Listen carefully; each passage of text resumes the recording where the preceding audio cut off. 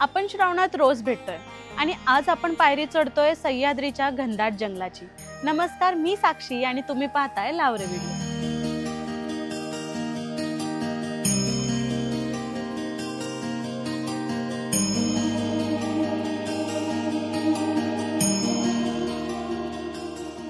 निसर्गाच्या कुशीत, धुंद धुक्यात आणि पावसाच्या संगीतात जिथे शिव स्वतः प्रकट झाले राक्षसवधासाठी, हेच भीमाशंकर ज्योतिर्लिंग।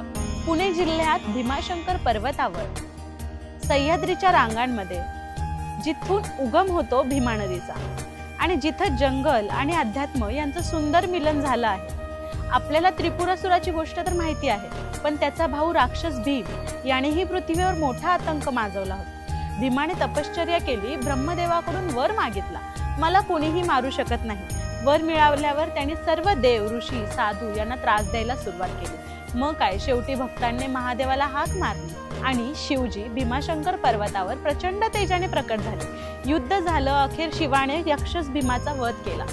जिथे शिव प्रकट झालं ती जागाच म्हणजे भीमाशंकर ओळखली जाते। इथं भीमा नदीचा उगम होतो। असं मानतात की राक्षस वधानंतर शिवाच्या घामापासून ही नदी निर्माण झाली।